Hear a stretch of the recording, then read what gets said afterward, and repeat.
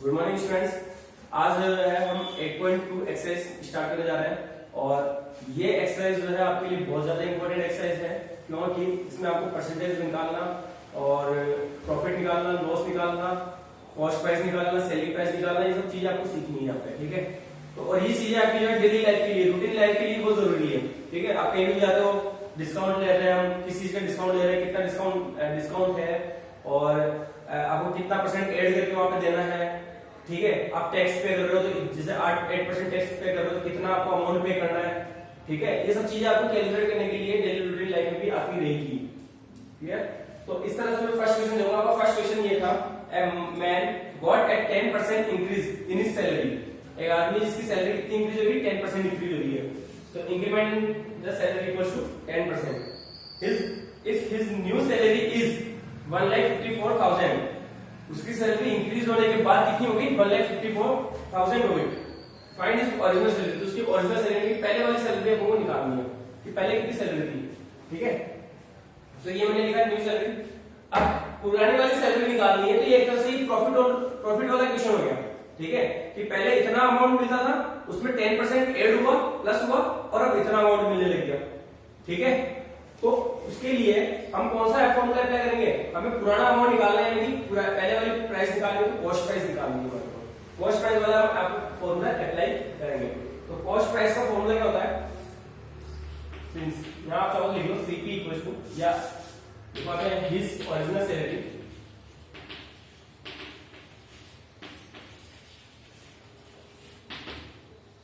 तो cost price वाला formula आपको अप्लाई करना है। ठीक है, आप चाहो तो सेलिंग प्राइस की जगह पे आप लिख लो न्यू सैलरी। ठीक है, यहां मैं लिख रहा हूं new salary, selling price breaking into 100 upon 100 plus P percentage होता है, उसकी जगह पे लिखेंगे हम इंक्रीमेंट।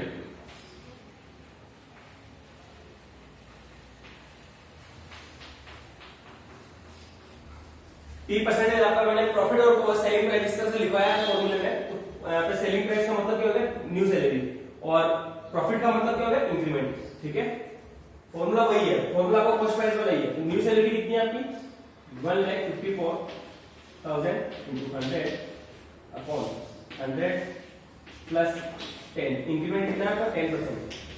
10 ही लिखना है, परसेंटेज का साइन नहीं लिखना है ना, परसेंटेज का साइन है वो नहीं लिखना है आपको, ये लिखना है।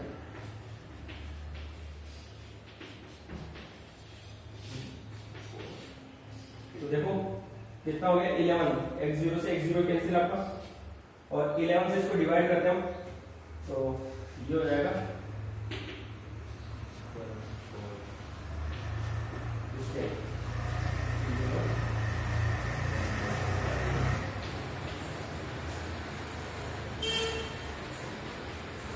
1,40,000। तो उसकी पहले पुरानी सैलरी, ओरिजिनल सैलरी कितनी थी, ओरिजिनल सैलरी कितनी थी, 1,40,000। बस आपका यही आपका आंसर होगा। क्लियर है? क्लियर। सेकंड क्वेश्चन है, on Sunday 845 people went to the zoo. ठीक है, संडे को कितने लोग जू में गए, 845। On Monday only 169 people went. What is the percent decrease in the people visiting the zoo on Monday. तो मंडे को कितना परसेंट डिक्रीज हुआ। ठीक है, संडे को तो आए थे 845 पीपल, ठीक है, मंडे को आए 169, तो डिक्रीज कितने परसेंट हुए। ठीक है, तो पहले तो नंबर ऑफ पीपल निकालेंगे जो डिक्रीज हुए, कितने डिक्रीज हुए। तो देखो मैंने यहाँ पे लिख दिया, people went to the zoo on Sunday, people went to the zoo on Monday. ठीक है ना, यहाँ पे लिख देना number of people decrease on Monday, कितने डिक्रीज हुए, माइनस कर दो दोनों। तो ये कितना बचा आपका, देखो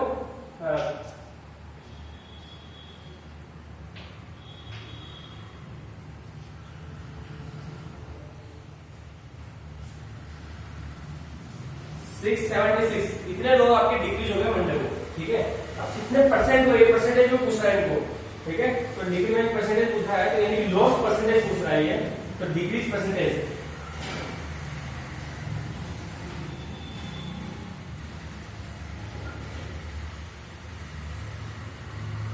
डिक्रीज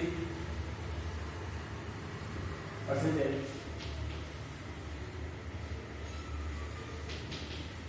लॉस परसेंटेज निकालना है आपको। लॉस परसेंटेज कैसे निकालना है? लॉस कितना हुआ, इतना हुआ, और पहले कितना था, इतना था, इंटू 100। तो यहाँ पे आता है आपका loss percentage upon cost price. Cost price की जगह हम लिख सकते हैं कॉस्ट प्राइस लिख लो आपको इंटू 100। तो लॉस परसेंटेज, लॉस निकालना, परसेंटेज निकालना है तुमने। तो परसेंटेज निकालना है तो अपॉन 100 होगा।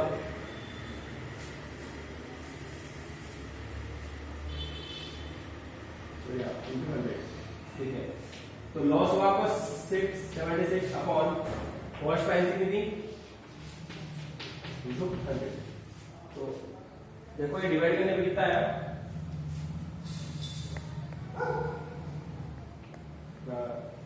ये आपका डिवाइड हो रहा है किसी एक पर्टिकुलर नंबर से, डिवाइड होगा।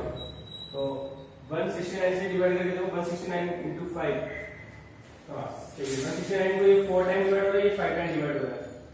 तो ये 4 इंटू 100 अपॉन 5 से डिवाइड किया 20 टाइम। तो ये आ गया आपके पास 80%। ठीक है, 80% जो है आपके लोग वो डिक्रीज हो गए मतलब मंडे को। ठीक है, इसी तरह से आपका जो थर्ड क्वेश्चन है, a shopkeeper buys 80 articles for 2400 rupees and sell them for a profit of 16%, find the selling price of one article. 80 articles की इसमें कॉस्ट प्राइस दे रखी है और 16% इसको प्रॉफिट होता है। तो एक आर्टिकल कितने रुपए में उसने सेल किया वो हमें फाइंड करना है। तो देखो आगे थर्ड क्वेश्चन, तो 80 आर्टिकल्स की कॉस्ट प्राइस गिवन है, प्रॉफिट परसेंटेज गिवन है। तो cost price of one article, एक सिंगल आर्टिकल की कॉस्ट प्राइस कितनी होगी? ठीक है, जैसे आपने 2 पेन आपने 10 रुपीज में परचेज किए, तो 1 पेन की प्राइस कितनी हुई? 10/2 5 रुपीज। तो इसी तरह से 80 आर्टिकल की प्राइस कितनी है, तो एक आर्टिकल की प्राइस कितनी हुई अपॉन 80, और ये आएगा 30, 8 से इसको डिवाइड किया 30 रुपीज। ठीक है ना, एक आर्टिकल की प्राइस कितनी 30 रुपीज। इस पर इसका 16% प्रॉफिट हुआ, तो सेलिंग प्राइस हमें फाइंड करनी है। तो ध्यान रखिए, selling price of one article equal to वही cost price into selling price निकालो, cost price into 100 plus profit percentage upon 100। तो कॉस्ट प्राइस कितनी इसकी 30 और 100 प्लस प्रॉफिट परसेंटेज कितना 16 अपॉन 100। तो देखो ये कितना हो गया 30 इंटू 116 अपॉन 100। सॉल्व कर लो इसको। तो देखो ये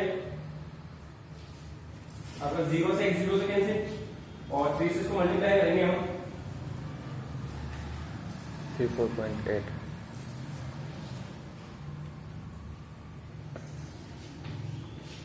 अपॉन 10। तो ये हो गया 34.8 रुपीज। ठीक है, ये होता है आपका अमाउंट